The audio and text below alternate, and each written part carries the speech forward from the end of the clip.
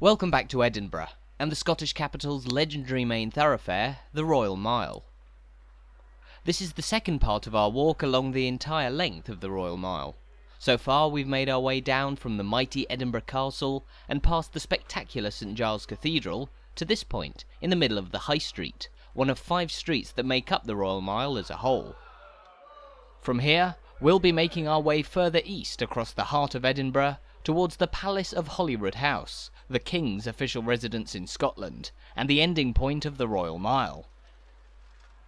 This will take us through yet more of Edinburgh's enthralling history, as we walk down the gently sloping streets which pass through the Canongate, the historically separate borough that neighboured Edinburgh for centuries. Having made our way through the Canongate, we'll then pass by the Scottish Parliament buildings, home to the modern devolved Scottish Government. And that will then bring us towards the Palace of Holyroodhouse in the shadow of the famous Arthur's Seat in just over 20 minutes' time. But before we make our way out of the centre of Edinburgh's old town, it's always worth taking a glance at the streets and closes that emanate from the majestic Royal Mile here. So let's take a brief detour from the Royal Mile proper to walk down another of Edinburgh's most beautiful streets, the famous Cockburn Street, which sweeps down from the Royal Mile towards the site of the old Nor Loch, a huge old loch that existed in the space between Edinburgh's old and new towns. Now Cockburn Street here is renowned for its sweeping profile and gorgeous architecture, but unlike the Royal Mile, which has existed for pretty much as long as Edinburgh itself, this stunning road was built relatively recently in the mid-19th century, as a way to connect the heart of Edinburgh's old town with the then newly opened Waverley station in the new town. The steep steps and closes spurting off the central thoroughfare having historically been the only way down towards the new town. Cockburn Street was completed in 1859, and although most of the buildings that stand alongside it date from the Victorian era, they were designed in a fetching style that nicely matches much of the old town. And for that we can thank one Lord Cockburn, a leading lawyer and judge, and the man after whom this street is named. Cockburn, who died in 1854, just a few years before the completion of this street, urged developers of the area not to strip the city of its long architectural heritage with modern 19th century style buildings. And as we can see around us, Cockburn's message certainly got through. The buildings of the wide open Cockburn Street here thoroughly reminiscent of the oldest buildings along the Royal Mile, many of which were actually saved by Lord Cockburn himself, and we'll talk more about that when we return to the Royal Mile proper in a couple of minutes.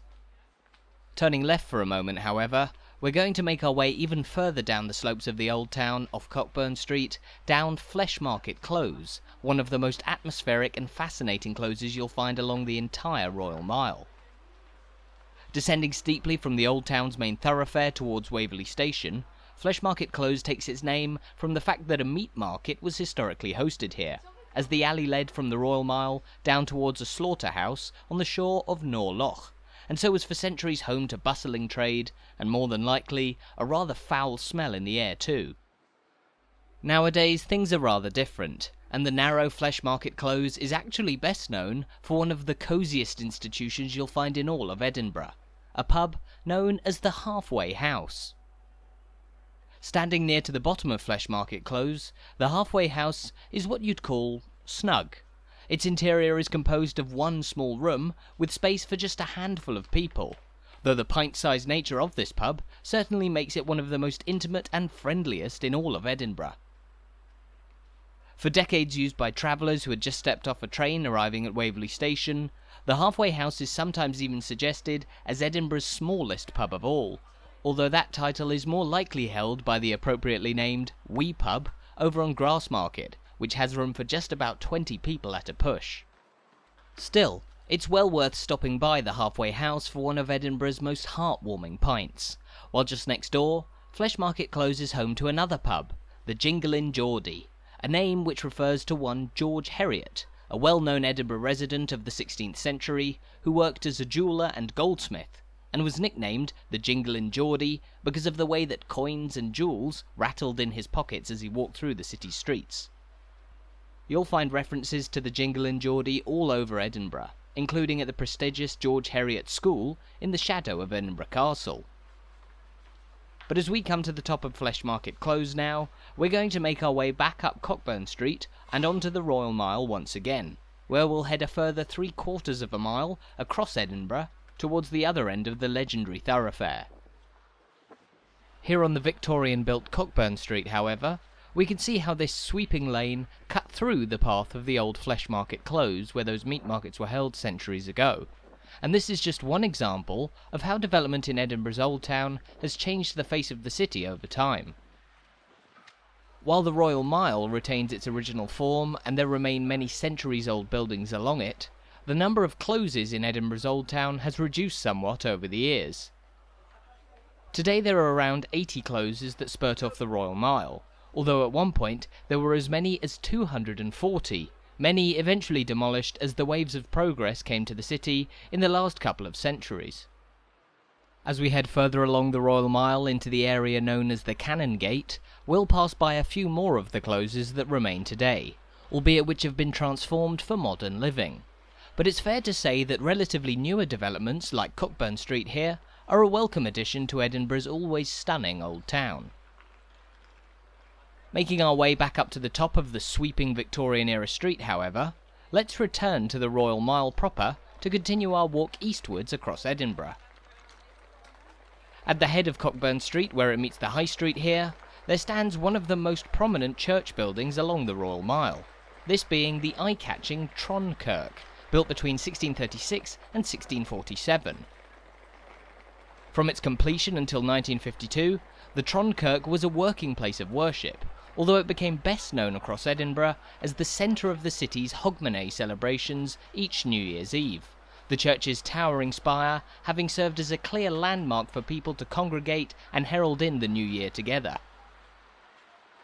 Nowadays, the Tron Kirk's importance in Edinburgh has diminished somewhat, as Hogmanay celebrations have generally moved across to Princes Street in the new town, but it remains a striking symbol of the old town, and one of the last major landmarks on the High Street before the Royal Mile becomes the Canongate, just a couple of blocks from where we are now. Canongate is by far the longest street on the path of the Royal Mile, which, as you might remember from the first part of our walk, isn't actually a mile long, but rather 1 mile and 107 yards long, roughly equivalent to the now unused measurement, a Scots mile. As you can imagine, the Scots mile was something that came about centuries ago when Scotland was an entirely independent nation, although it appears that the measurement never quite took off in the way that English miles did, and by 1685 the Scottish Parliament actually dropped the Scots mile. Scots miles didn't disappear immediately, however, and it took 2 more pieces of legislation abolishing it to finally lead the measurement to go out of use. The Acts of Union in 1707, which confirmed the union between England and Scotland, included the dropping of the Scots mile, and then a wider standardisation of measurements in 1824 by the British government was the final nail in the coffin for the historic unit. Still, the Royal Mile's name serves as a fascinating reminder of the history of the Scots Mile, although peculiarly, the iconic name for this collection of 5 streets didn't actually come into use until the early 20th century. The phrase Royal Mile, coined by the writer W.M. Gilbert in his History of Edinburgh in the 19th century. The royal part of the name, as you'd expect, refers to the connection between Edinburgh Castle and the Palace of Holyroodhouse, 2 of the most important places in the royal history of Edinburgh, Scotland and the United Kingdom. And we'll talk more about the history of royalty here when we reach the palace at the other end of the mile in just over 10 minutes' time. Now, while royalty has a strong association with the history of the Royal Mile, there are also 2 landmarks along the route with a close link to another key figure in Scottish history, the Protestant preacher and reformer, John Knox. As we mentioned in the first part of our walk, John Knox famously preached inside St Giles Cathedral as its very first Presbyterian minister. However, his name is also closely associated with a famous old building here near the end of the High Street. Just in front of us here is the building known as John Knox House, dating to the year 1470 at its oldest, and which is considered one of the best preserved medieval-era houses in the old town, having been saved by none other than Lord Cockburn, who we mentioned earlier. A bit of a higgledy-piggledy maze of a building when looked at from the outside, John Knox House is composed of various stories built on top of one another over the years, but despite its name, it's likely that John Knox didn't actually call it home for all too long. It's thought that John Knox lived on the nearby Warriston's Close for much longer, and the John Knox House was likely only his residence for a few months during the siege of Edinburgh Castle in the mid-16th century, although the preacher is believed to have died in the building that came to bear his name. Fortunately, however, the association with John Knox is one of the reasons that the John Knox House has survived so long, earmarked by Lord Cockburn as a key historical building to be preserved after local developers had condemned it to demolition in 1849. You can find out much more about the life story of John Knox and his crucial role in Scottish history inside the John Knox House, which also features displays on what it was like to live in the medieval town of Edinburgh. However, unlike the sprawling city we know today, the medieval town of Edinburgh, at that point not yet the capital of Scotland, actually came to an end right about here, where the High Street finishes at this junction, and the Royal Mile continues eastwards along the street known as Canongate.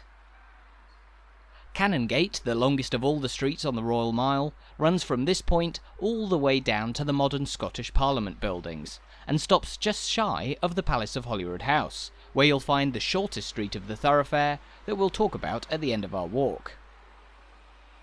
But this street, which is always a little calmer than the packed tourist hotspot of the Old Town's Royal Mile, gives us a window into the intriguing history of how the modern city of Edinburgh developed and how it rose from little more than a hilltop settlement into Scotland's legendary capital. Now, as you might remember from when we were at Edinburgh Castle at the start of our walk along the Royal Mile, Castle Rock was the starting point for the modern settlement of Edinburgh, which during the medieval era gradually expanded eastwards along the route of the Royal Mile, which roughly follows the line created by retreating glaciers hundreds of thousands of years ago. The gentle slope that this created gave birth to a settlement which expanded towards the site of Holyrood Abbey, a monastery which was founded in the year 1128 by King David I,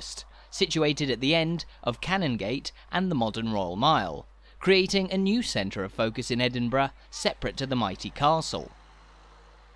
And this is why, for much of the last 1,000 years, there were actually two separate settlements in the area we now know as Edinburgh. Around the castle at the top of the Royal Mile was indeed Edinburgh, while around Holyrood Abbey at the other end of the Royal Mile there emerged a separate community that grew into a settlement and eventually a borough of its own. This borough, roughly equivalent in status to a town, was situated between Holyrood Abbey and the medieval town of Edinburgh, and it came to be known as the Canongate, a name referring to this road, which was followed by medieval canons, or religious clerics, at Holyrood Abbey towards medieval Edinburgh. Until the 17th century, the Canongate was an entirely independent town of Edinburgh, which by this point had become considered as Scotland's capital, a development which led wealth to pour into the city and drove expansion that began to spell disaster for the Canongate, Edinburgh's neighbour and oftentimes local rival. In 1636, Edinburgh took nominal control of the Canongate when it bought the borough's feudal superiority, and although the Canongate still retained a degree of independence, it came under the control of magistrates appointed by Edinburgh, eroding its autonomy until the Canongate was eventually fully absorbed into the city of Edinburgh, although this only happened very recently in 1856. But here on the street that bears the Canongate's name, we can see a building that serves as a symbol of the borough's historic independence and distinct identity, the Canongate Tolbooth. Built in 1591 as what was effectively the Canongate's town hall, the Tolbooth was one of the most important local buildings outside the historic town walls of Edinburgh, and it hosted the Canongate's jail, courthouse and council meeting chambers.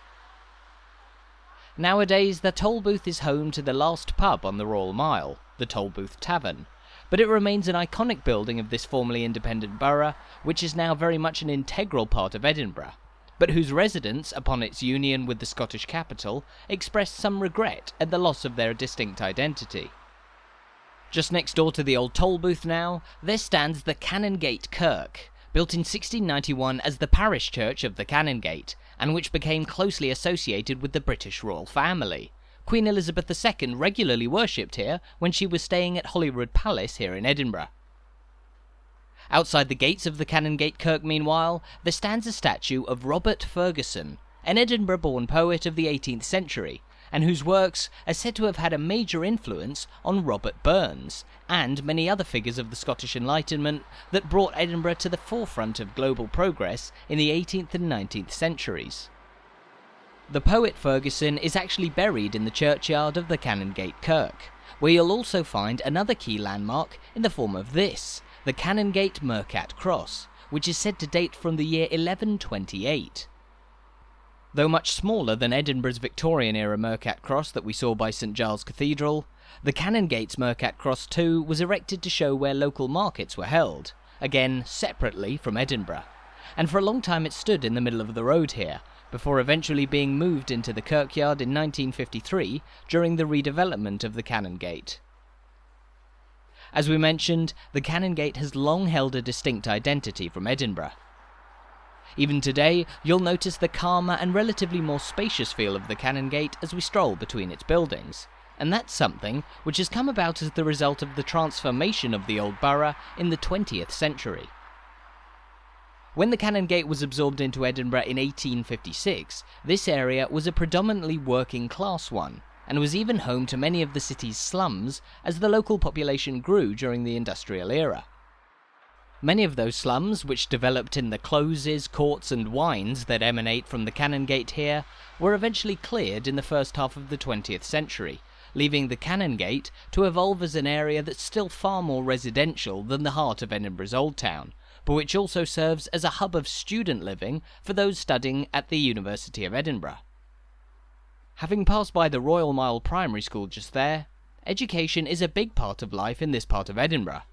But back in the days when the Canongate was a separate borough, the independent markets that were held here were actually a source of tensions with the big city just up the road. When the Canongate's Mercat Cross stood in the middle of the road near to where we are now, it was stipulated that only traders from the Canongate were allowed to sell their goods here, but that wasn't the case further up the hill in Edinburgh's market. As such, Canongate traders would typically set up stalls both here and on Edinburgh's High Street, a practice that came to anger Edinburgh residents as valuable space in their markets was being taken up by traders from their pesky neighbours.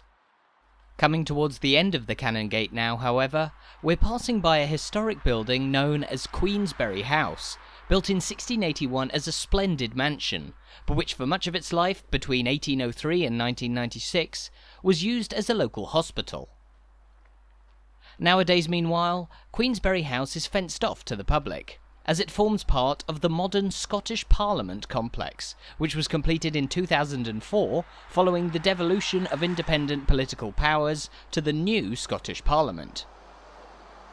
Now, you'll no doubt know about the recent history of devolution in Scotland since the formation of the Scottish Parliament in 1999. But of course, the modern Parliament isn't the only one to have governed Scotland in the nation's history.